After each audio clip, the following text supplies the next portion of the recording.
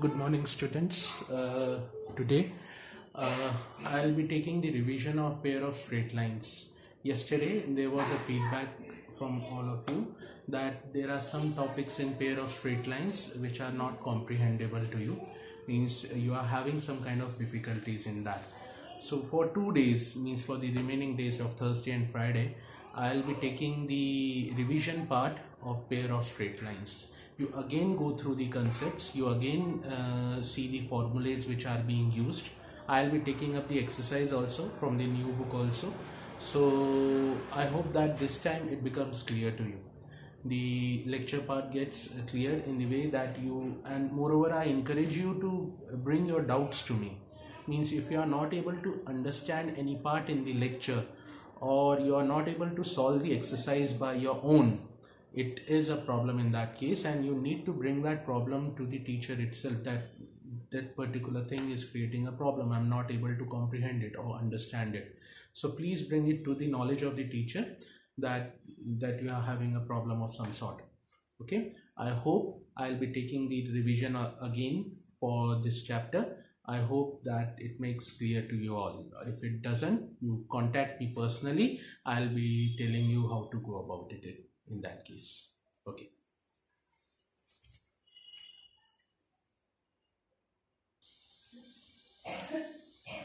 So students, starting with the topic again, the pair of straight lines. Pair of straight lines, in this I had suggested to you.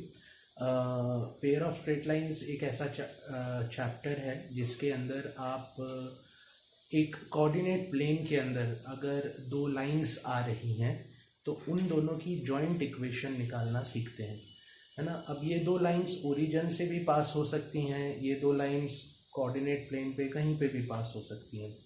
तो सबसे पहले pair of straight lines की general equation क्या रहती है। ये general equation है, ये होमोजीनियस, इसमें दो टाइप की इक्वेशंस आती हैं, एक रहती है जनरल इक्वेशन, एक रहती है होमोजीनियस इक्वेशंस। तो सबसे पहले आपसे थोड़ा जनरल इक्वेशन की, कल मैंने आपसे ज़्यादातर जनरल इक्वेशंस की ही बात करी थी, तो आज मैं आपसे जनरल इक्वेशंस की बात करता हूँ। तो सबसे पहले अगर जनरल इक्वेशंस के बारे में आपसे बात करूँ तो ये जनरल इक्वेशंस का स्टैंडर्ड फॉर्मूला रहता है ax square plus by square plus 2gx plus 2fy plus 2hxy plus c is equal to 0. This is the standard equation or the general equation of pair of straight lines. ये उसकी standard या general equation कहलाती है।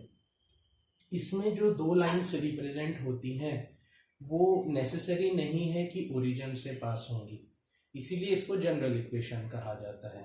इसी के अंदर एक और केस बनता है होमोजीनियस इक्वेशंस का, जो कि ऐसा दिखता है ax square plus 2hxy plus by square is equal to 0। अब इस फॉर्मेट में जो इक्वेशंस रहती हैं वो होमोजीनियस इक्वेशंस कहलाती हैं। मतलब वो ऐसी दो लाइंस की जॉइंट इक्वेशन रिप्रेजेंट करती हैं जो कि ओरिजिन से पास हो रही हैं बस। और in comparison to this equation, मतलब इस टाइप की इक्वेशन की जो लाइंस रहेंगी वो ऐसी दो लाइंस की जॉइंट इक्वेशन दिखाती हैं जो कि ओरिजिन से नेसेसरली पास नहीं हो रही होंगी। ठीक है, तो सबसे पहले मैं इसकी बात करता हूं, क्योंकि कल की क्लास में मैंने इसको डिटेल में आपके साथ देखा था।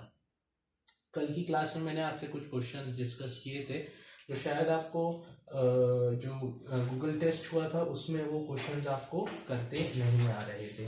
तो सबसे पहला एक क्वेश्चन था एक्सरसाइज का, मेरे ख्याल से ये नई बुक में एक्सरसाइज, जस्ट मिनट, नई बुक में एक्सरसाइज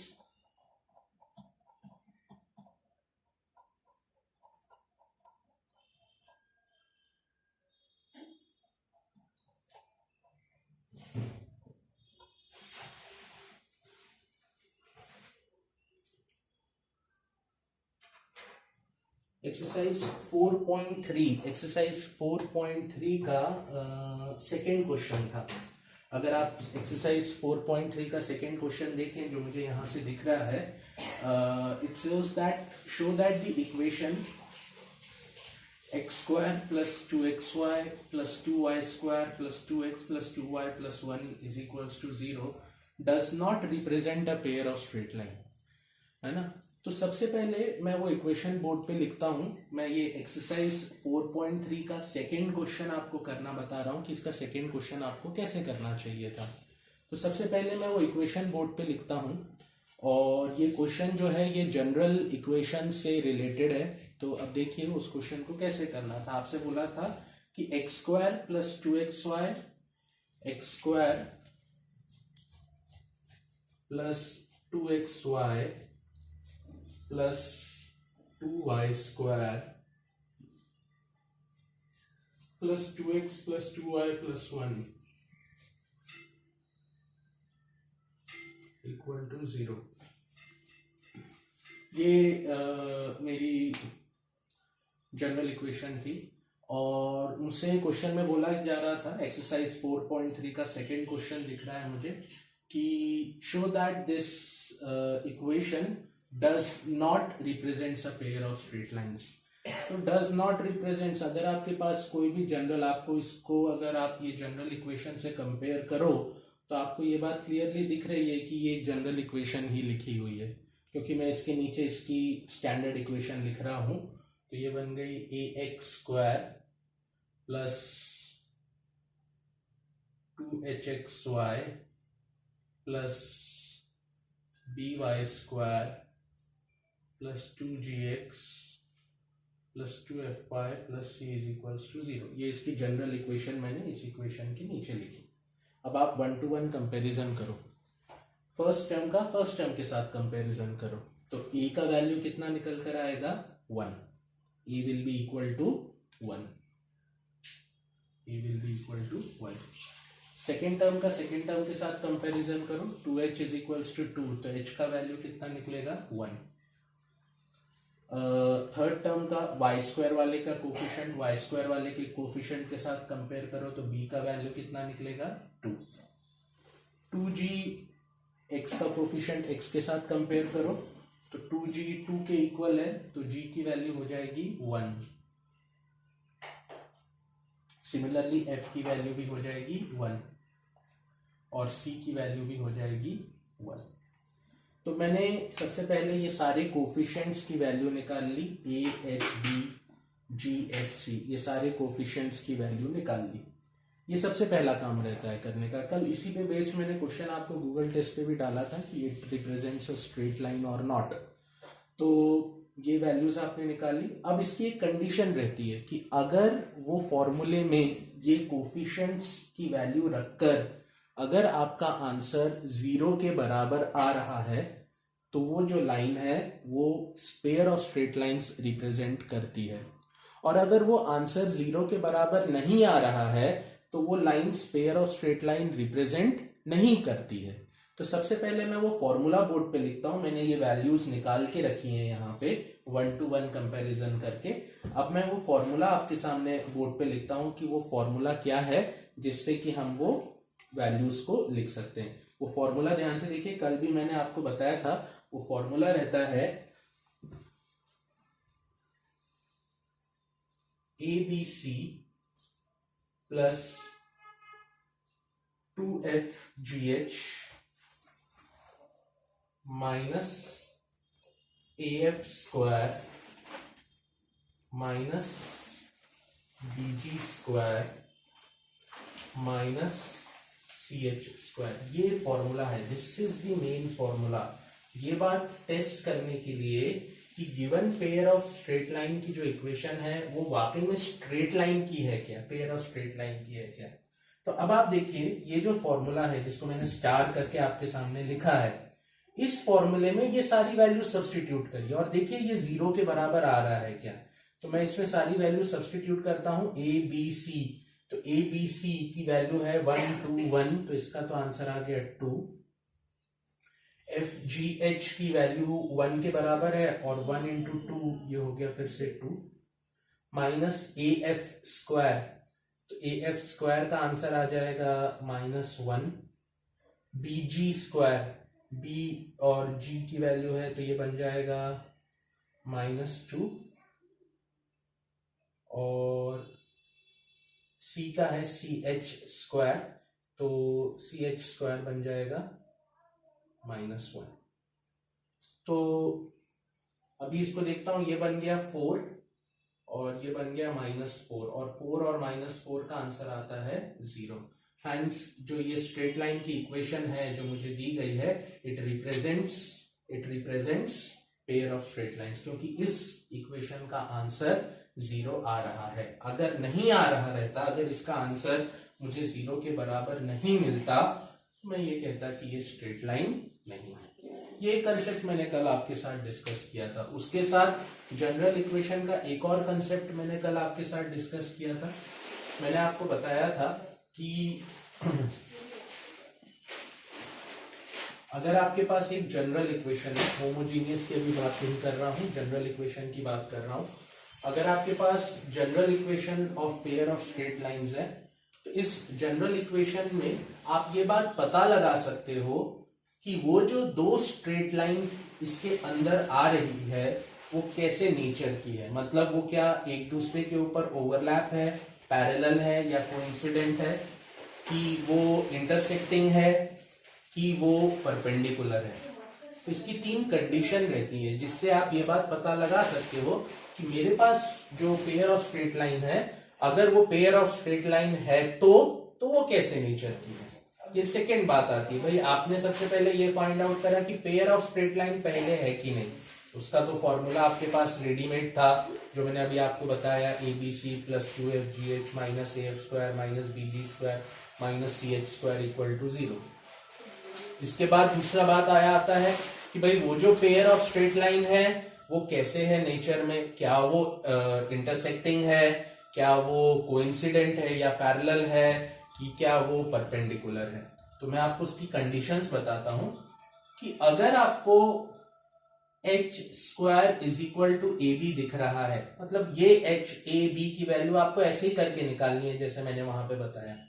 अगर आपके पास एक इक्वेशन है और आपने उसमें देखा कि यार H² का आंसर AB के इक्वल है, तो ऐसे केस में आप बोलोगे कि जो मेरी जो दोनों लाइंस हैं वो कोइंसिडेंट लाइंस हैं।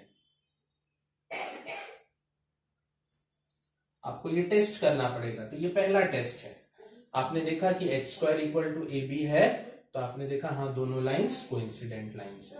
ठीक है। दूसरी बात, ये टेस्ट में नहीं हो रहा तो आपका सेकेंड टेस्ट है, आप A + B करके देखो क्या वो 0 के बराबर मिल रहा है। अगर आपको A + B 0 के बराबर मिल रहा है, मतलब आपने स्टैंडर्ड इक्वेशन में से A और B की वैल्यू निकाली और उनको ऐड करके देखा कि क्या वो 0 के बराबर मिल रहा है। अगर वो 0 के बराबर मिल रहा है तो आपकी जो लाइंस हैं वो परपेंडिकुलर लाइंस हैं। आपकी जो लाइंस हैं वो परपेंडिकुलर लाइंस हैं। थर्ड केस, आप H² - AB निकालो। ये सेकेंड केस है, ये सेकेंड केस है। अगर आपका ये सक्सेस नहीं है तो आप ये चेक कर लो। ये सक्सेस भी नहीं है तो आप ये चेक करो कि H² - AB का आंसर क्या 0 से बड़ा है, यानी पॉजिटिव आंसर दे रहा है क्या H² - AB। अगर आपका H² - AB पॉजिटिव आंसर दे रहा है, मतलब आपकी लाइंस इंटरसेक्टिंग लाइंस हैं। In that case, the lines which you are having are intersecting lines. ये तीनों अलग अलग केसेस हैं। आपको तीनों, अब जैसा क्वेश्चन रहेगा वैसा उसको चेक करना पड़ेगा कि ये लाइंस कैसे के लिए हो रहा है। तो सबसे पहले ये तीनों केसेस मैंने आपको बताया। अब ये बात आती है कि अगर ये लाइंस इंटरसेक्टिंग लाइंस है, इस केस को इलाबोरेट कर रहा हूं, आखिरी वाले केस को, कि अगर ये लाइंस इंटरसेक्टिंग लाइंस है तो इनके इंटरसेक्शन पॉइंट्स क्या है। भाई दो लाइंस अगर इंटरसेक्टिंग है, एक ये लाइन ऐसी है, एक ये लाइन ऐसी है, ये दोनों इंटरसेक्टिंग लाइंस है, तो कहीं ना कहीं इनका इंटरसेक्शन पॉइंट रहेगा ही। तो वो इंटरसेक्शन पॉइंट क्या रहेगा, उसके लिए भी हमारे पास एक रेडीमेड फॉर्मूला है जो कि ऐसा दिखता है, HF - BG AB - H²। ये पहला इंटरसेक्शन पॉइंट है, HF - BG / AB - H²। दूसरा इंटरसेक्शन पॉइंट है GH minus AF upon AB minus H square. ये दूसरा इंटरसेक्शन, दो इंटरसेक्शन पॉइंट रहते हैं आपको मालूम है, X कॉमा Y। तो ये जो X की वैल्यू है वो इससे रिप्रेजेंट हो रही है और जो Y की वैल्यू है वो इस फॉर्मूले से रिप्रेजेंट हो रही है, HF minus BG upon AB minus H square और GH minus AF upon AB minus H square. ये इंटरसेक्शन पॉइंट्स के कोऑर्डिनेट्स हैं, X और Y के कोऑर्डिनेट्स हैं। तो इस पे बेस्ड आपके एक्सरसाइज के कुछ क्वेश्चंस हैं, वो मैं आपको बताता हूं कौन कौन से 4.3 के कौन कौन से क्वेश्चंस इस कंसेप्ट पे बेस्ड है। तो फिर उसको आप करके देखिएगा आज, ठीक है। मैं आई लेट यू नो।